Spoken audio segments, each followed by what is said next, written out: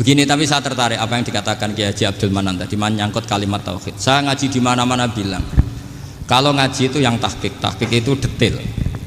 Detail itu bahasa Arabnya tahqiq. Jadi kita misalnya berpikir secara jernih, orang yang kafir 70 tahun itu pasti menjadi muslim karena melafadzkan la ilaha illallah. Dan itu bi ijma'il ulama. Semua ulama mengatakan demikian. Saya ulang lagi, itu bi ijma'il ulama. Karena mansus di Quran ada ayat kulil ladina kafaru iyantahu yughfar lahum ma qad salaf. Kalau orang yang kafir 70 tahun bisa dihilangkan kekafirannya hanya dengan kalimat la ilaha illallah Muhammadur Rasulullah. Berarti kalimat ini statusnya apa? Penghilang kekafiran, apa? Penghilang kekafiran.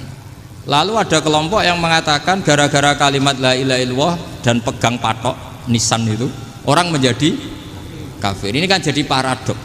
Lafadz yang kita statuskan sebagai penghilang kekafiran dengan lafadz yang sama orang menjadi kafir. Itu nggak ketemu nalar. Mbok nalar paling apapun tetap nggak ketemu. Kecuali tadi ya dalilnya pokoknya ngotot tadi. Itu memang kacau itu. Tapi alhamdulillah mereka insya Allah ya sadar. Kamu jangan bayangkan mereka tidak sadar terus, berarti kamu doanya jelek. Bisa saja mereka sudah ingin sadar, berhubung digojlok ini terus nggak jadi sadar.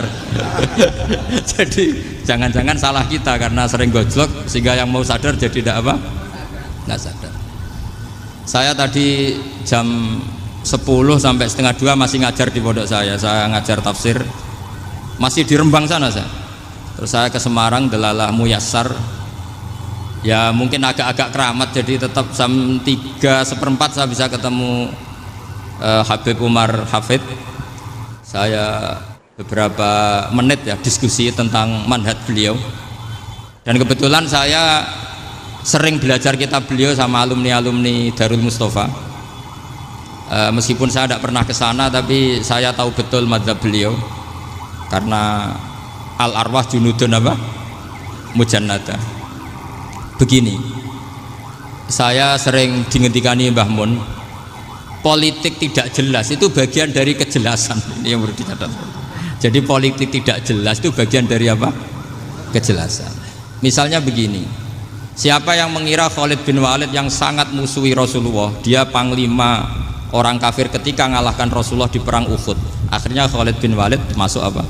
Islam. Begitu juga Wahsy, qatilu ahabbin nasi ila Rasulillah, pembunuh Sayyid Hamzah, akhirnya juga masuk Islam.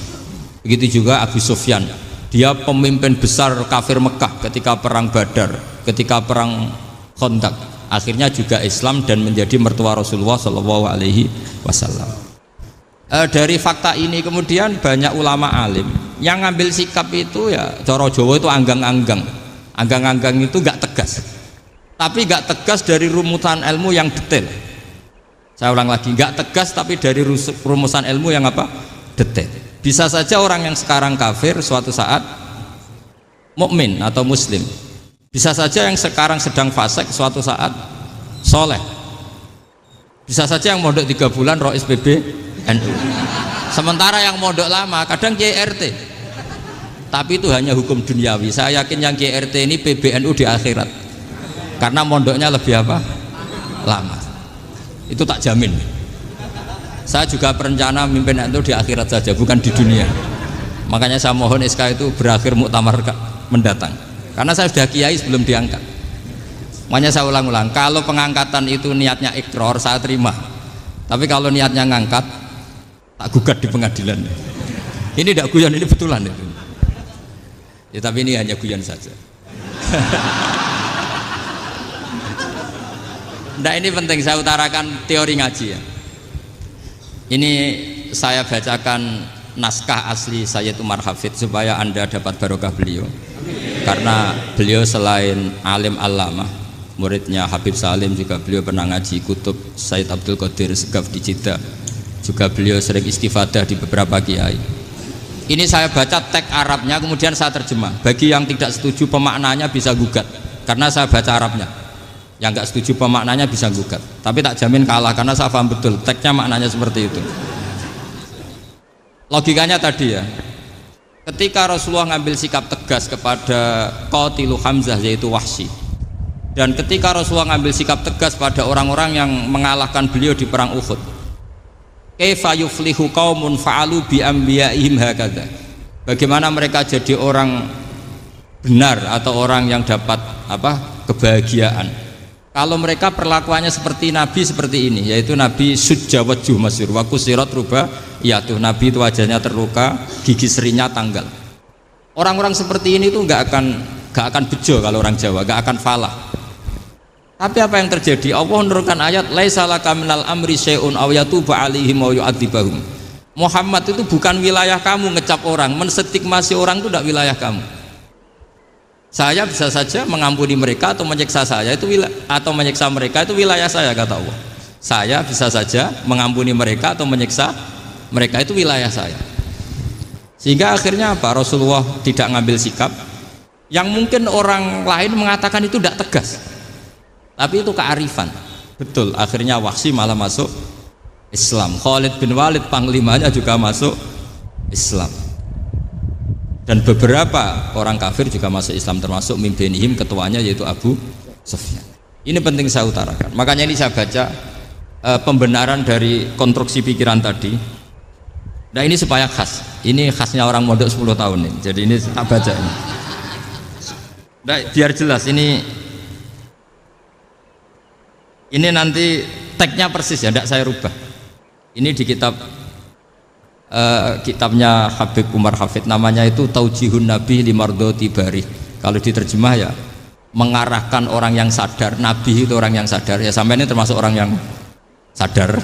Limardoti Robbi, menuju mendapat ridho Tuhan atau Allah Subhanahu wa Ta'ala. Saya baca tagnya ini di halaman 179. Ini tidak ada yang saya rubah, tidak saya kurangi. Bismillahirrahmanirrahim.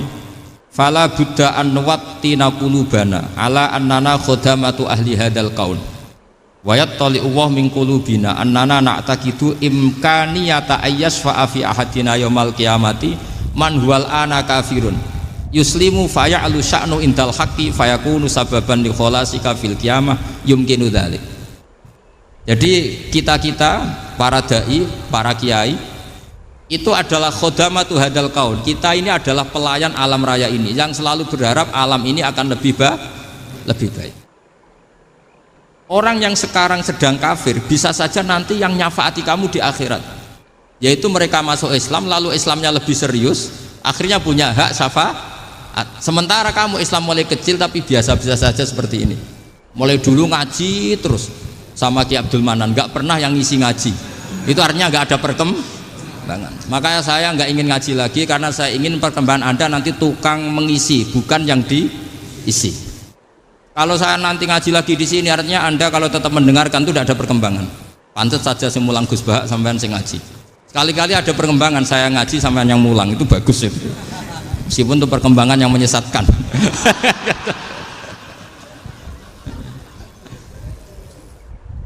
Ini penting saya utarakan. Ini dawuhnya Said Umar ya. Orang yang sekarang sedang kafir bisa saja orang ini nanti nyafaati kamu, yaitu beliau orang ini Islam, kemudian Islamnya serius, maka punya hak syafaat. Sementara kamu Islamnya biasa-biasa saja.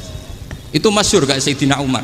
Sayyidina Umar Islam di hari itu langsung makomnya makom yang a'la, sehingga mengalahkan yang sudah Islam lebih lama. Karena Islamnya Umar itu menjadi izzatul Islam betul. Makanya jangan benci orang tegas teman-teman, kadang ya ada baiknya. Abu Bakar itu sudah Islam tapi layinal janib, orangnya santun. Kalau dipisahi orang yang menengahi lah, kira-kira seperti itu. Begitu juga Bilal, Ammar, Suhaib. Singkat cerita, Rasulullah itu sering dibully ya, sering disiksa orang-orang kafir. Rasulullah berharap, wah kalau yang Islam gini terus repot. Melihat Umar ini petarung di pasar Uka, dia dapat uang itu kalau tarung, menangan.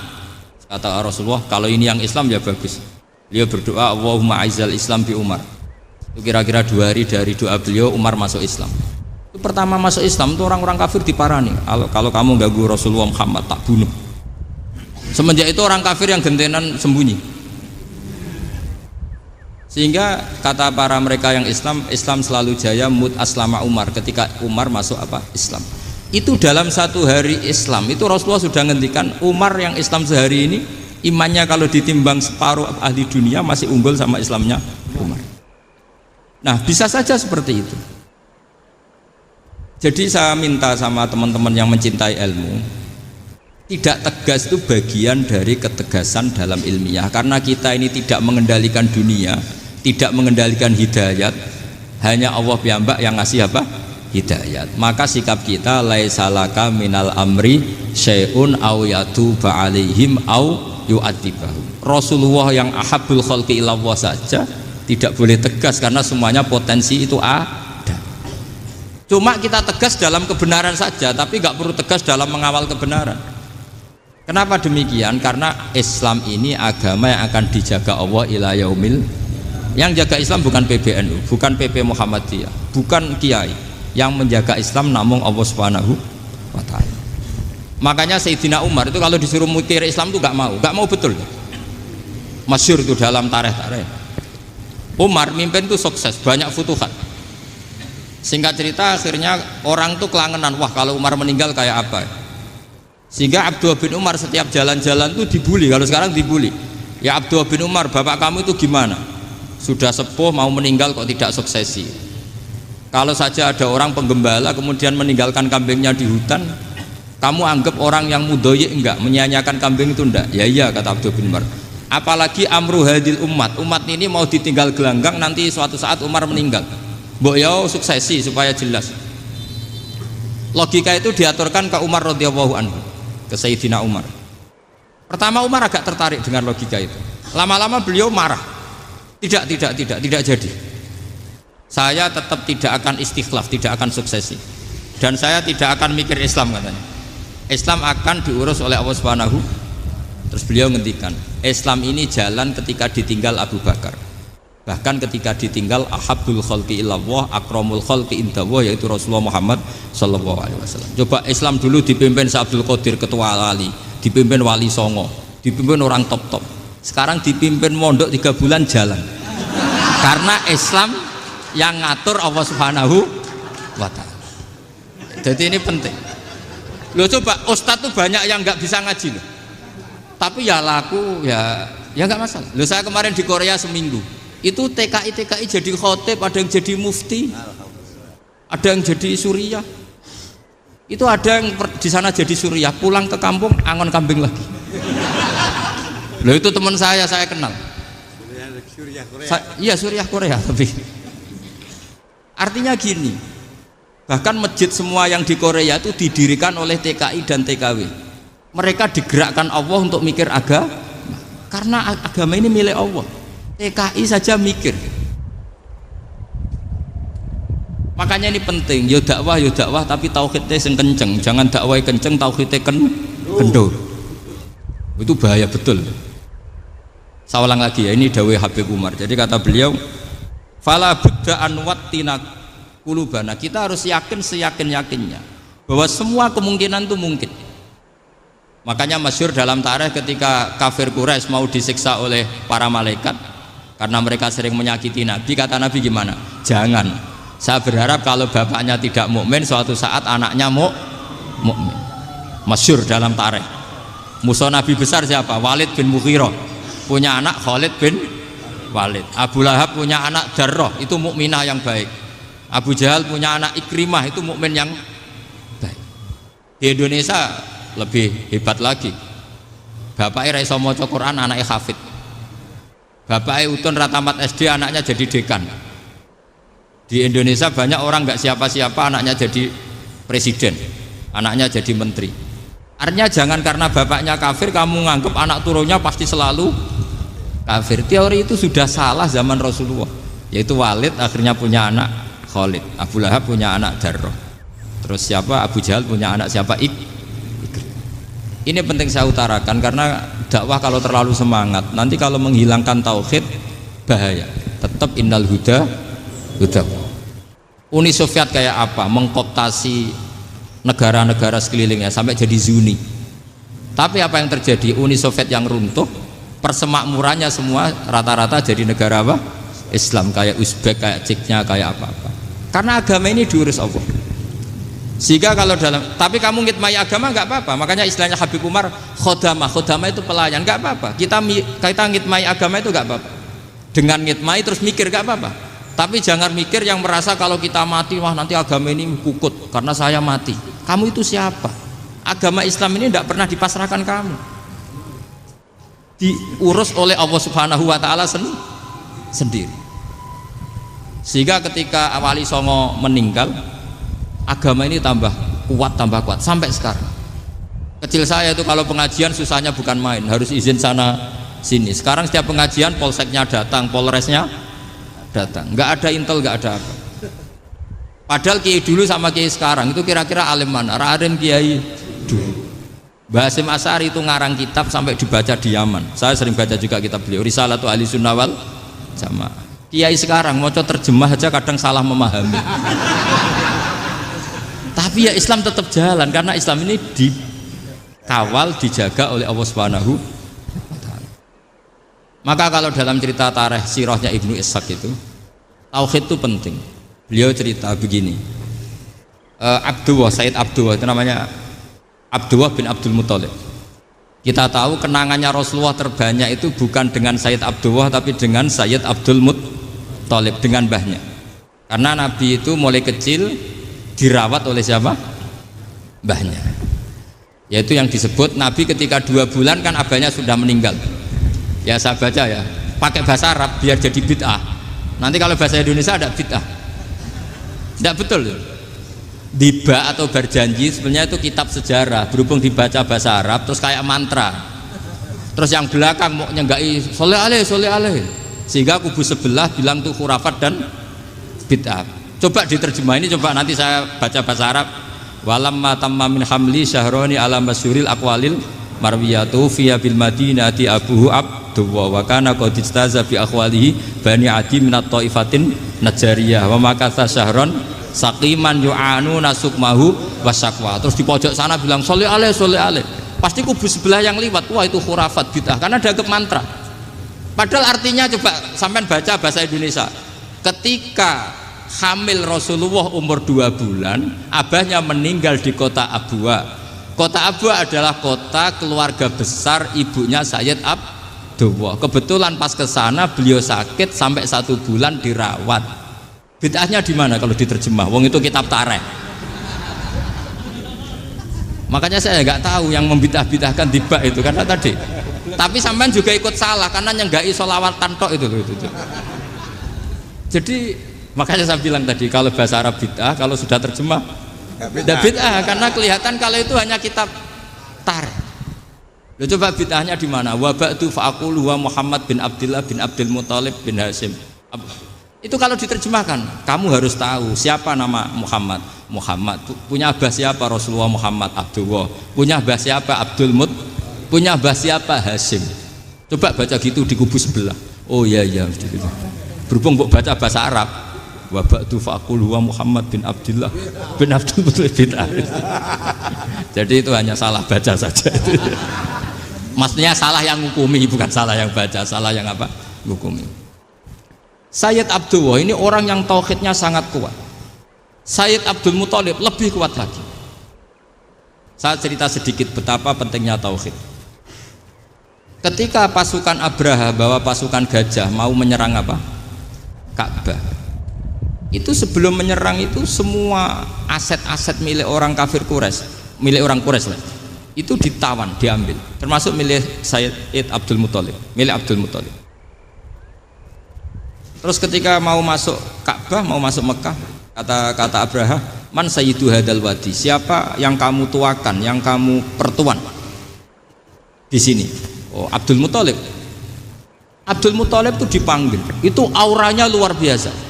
Abraha yang di tempat perkemahannya itu harus duduk di atas karena dia raja, itu duduk di atas gak berani, saking wibawanya Abdul Muthalib, ini mbahnya Rasulullah.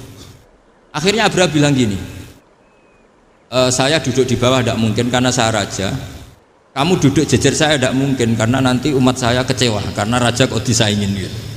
Ya sudah, sambil berdiri-diri kita ngomong. Akhirnya Sayyid Abdul Muthalib tadi diomongin gini, saya itu tidak ingin merusak orang-orang Mekah, orang-orang Quraisy. Saya hanya kecewa punya tempat ibadah dikencingi, diberakin, sehingga saya mau merubuhkan Ka'bah, tapi dengan damai, nggak ada perang. Apa jawabnya Abdul Muthalib? Lucu. Gak apa-apa, Ka'bah kamu robohkan silakan, gak apa-apa. Yang penting unta saya yang kamu sita kembalikan. Harta saya yang 100 unta kamu sita kamu kembalikan. Itu Abraha kagetnya bukan main. Kaget karena kamu itu pemimpin apa? Tadi saya hormat kamu karena kamu tak anggap orang hebat. Hadhil Ka'bah dinu abaika. Ini Ka'bah itu agama kamu. Pas saya hancurkan kok kamu tenang-tenang saja. Padahal pas mau saya hancurkan kamu tenang-tenang saja, malah tanya unta kamu itu gimana? Apa jawabnya Abdul Muthalib? Inna lihadal baiti robban hamahu. Sebab Ka'bah itu ada yang punya dan pasti akan melindungi Ka'bah. Tapi kalau unta itu milik saya, ini urusan saya, ini unta. Jadi inna lihadal baiti robban hamahu itu tidak milik saya, itu ada yang punya. Ya sudah, biar yang punya aja yang jaga, itu udah urusan saya. Akhirnya unta dikembalikan, aman deh, untung double. Terus akhirnya dia ke Ka'bah, fa'akhudha bi halaqatil bab, karena dulu apa itu halaqatil bab, karena dulu itu yang dipakai apa itu pegangan itu bentuknya apa, bulat, makanya diistilahkan halaqah apa, bulat. Kalau sekarang halaqah ilmiah itu seminar. Tidak. Halaqah ditubuhi lain lagi. Lain lagi ya. Pegang terus bilang gini, kata Abdul Muthalib, ya Allah, Ka'bah ini mau dihancurkan oleh Abraha. Ka'bah ini milik kamu. Saya mau ke gunung, mau melihat apa yang kau lakukan terhadap orang yang mau merusak Ka'bah. Abdul Muthalib bilang ke umatnya, wa ya qaumi, ayo kita ke gunung melihat ma fa'ala rabbuna, apa yang akan dilakukan Tuhan kita terhadap orang yang mau menghancurkan Ka'bah. Jadi santai saja, santai. Terus Abdul Muthalib naik gunung sama orang-orang Quraisy. Abraha datang mau merusak Ka'bah, terus terjadi alam taro kaifa fa'ala rabbuka bi ashabil fil. Itu melihat, dan betul Ka'bah dijaga Allah. Islam juga gitu. Ketika Islam dikooptasi Uni Soviet, semua ulama, semua wali perasaannya hanya nunggu kehancuran Uni Soviet, karena pasti agama ini dijaga Allah. Saya setiap sholat, setiap munajat, ketika baca Rabbana lakal hamdu bil samawati wa mil'ul ardi. Dulu saya iskal itu janggal. Ya Allah, engkau zat yang layak dipuji, yang pujian itu memenuhi langit dan bumi. Pikiran saya kalau bumi ateis itu mujinya kayak apa? Tapi Masya Allah, ketika saya datang di Korea, bumi ateis, ternyata di sana banyak masjid, banyak tasbih, bahkan ada sakduna di sana. Karena Allah sudah ngendikan lakal hamdu mil'us samawati wa mil'ul ardi. Dan sekarang nyata, semua bumi ateis, bumi apa saja, ada tasbihnya, ada tahmidnya. Makanya sadaqallahul adzim ketika ngendikan sanurihim ayatina fil afaq walladzi arsala rasulahu bil huda dinil haqqi liyuzhirahu 'alad dini kulli. Makanya saya mohon sekali bahwa agama ini harus kamu khidmah. Tapi enggak boleh kamu pikir. Atau dibaliklah, khidmah maka memikir. Tapi tidak usah GR bahwa agama ini diserahkan sampean. Saya juga agak ridho. Agama kok diurus orang-orang kayak gini, kayak apa nasibnya? Jadi ini penting, karena rata-rata kiai alim itu tidak jelas. Terus oleh orang-orang yang nggak pernah ngaji itu, wah ini nggak jelas, nggak tegas. Islam itu harus tegas. Maksudnya tegas itu kayak apa? Tegas itu di wilayah kita. Kalau istri kamu mau diperkosa orang itu boleh tegas, itu wilayah kamu. Tapi kalau hidayat itu wilayahnya Allah Subhanahu wa Ta'ala, kita tidak pernah tahu. Bahkan yang sudah Islam saja, nyuwun sewu, itu nggak ada jaminan mati husnul. Kita tahu dalam sejarah Sa'labah itu dapat gelar hamamatul masjid, merpatinya masjid. Tapi kita tahu akhirnya Sa'labah itu apa? Su'ul khotimah. Sampai dalam Islam selalu diajarkan ya muqallibal qulub tsabbit qalbi ala dini. Jadi kalau kita sendiri saja masih ingin selalu husnul khotimah, agak ada ruang untuk mudah menvonis orang lain. Makanya saya salut sekali ketika Habib Umar menulis kita semua ini mengkhidmai hadal kaun, dan selalu berharap bisa saja suatu saat orang yang sedang kafir bisa saja suatu saat muslim. Nah soal kalau yang sama yang harbi menyerang kita ya tarung. Kalau artinya kalau yang merangi kita ya kita wajib perang, kalau enggak ya habis kita. Seperti kita lakukan ketika diserang Belanda. Tapi ketika mereka musta'man, dhimmi, mu'ahad, orang-orang kafir yang mau berdamai dengan kita ya kita damai. sebagaimana yang dilakukan Rasulullah SAW ketika berdamai dengan kafir Quraisy yang dipimpin Suhail bin Amr, masyhur itu dalam tarikh. Singkat cerita kan Sayyidina Ali ini pernah konflik sama orang Khawarij. Kata Sayyidina Ali, ya sudahlah, namanya kita musuhan, kita tidak usah ketemu, pakai mediator, kata Sayyidina Ali. Kata orang Khawarij, ini apa-apaan kok butuh mediator, nggak ada Qur'annya, ada hadisnya. Kira-kira kalau Pak Sayyidina Ali orang Jawa, nggak ada apa tidak tahu gitu. Walhasil Sayyidina Ali akhirnya baca ayat wa in khiftum shiqaqa bainihima fab'atsu hakaman min ahli wa hakaman min ahliya. Jika suami istri tengah konflik, maka yang keluarga suami kirim mediator, yang keluarga perempuan juga kirim. Terus kata Sayyidina Ali, wa amru ummati Muhammad a'dhamu min amri rajulin wa imra'atin. Kalau suami istri saja ketika konflik butuh mediator, apalagi ini kelompok besar pasti lebih butuh mediator. Akhirnya lalu mediatornya siapa? Kata Sayyidina Ali, ya siapa saja yang penting baik. Ditunjuk seseorang, diprotes sama orang Khawarij, ini orang nggak kredibel. Oh, terus Sayyidina Ali marah-marah. Rasulullah itu pernah berdamai dengan orang, bahkan orang itu kafir, yaitu Sulhul Hudaybiyah. Nabi itu berdamai dengan orang yang bernama Suhail bin Amr, ketika itu kafir. Makanya ini menunjukkan bahwa musolahah ma'al kufar itu boleh demi kelangsungan bernegara, berbangsa. Kamu tidak usah meragukan reputasi NU. Ketika dulu kafirnya kafir harbi zaman Belanda, ya Mbah Hasim fatwa apa? Jihad. Jadi jangan kira tidak tegas, kita tegas sekali. Justru kita yang punya masa lalu tegas. Tapi kepada siapa dan dalam konteks apa? Paham ya? Terus ini penting sekali untuk dijernihkan. Ini saya baca berikutnya nanti. Tidak supaya tahqiq, saya syukur sekali, saya tadi sekaligus minta ijazah sama Habib Umar, dan memang saya ngaji ini lama sama teman-teman alumni Yaman, cuma belum pernah ketemu mu'alifnya. Tadi saya ketemu minta ijazah itu dan beliau senang sekali, bahkan sempat bikin tulisan di kitab saya ini. Sama tidak perlu baca, karena kalau bisa ya biasa, kalau tidak bisa malu ya sudah, tidak usah baca.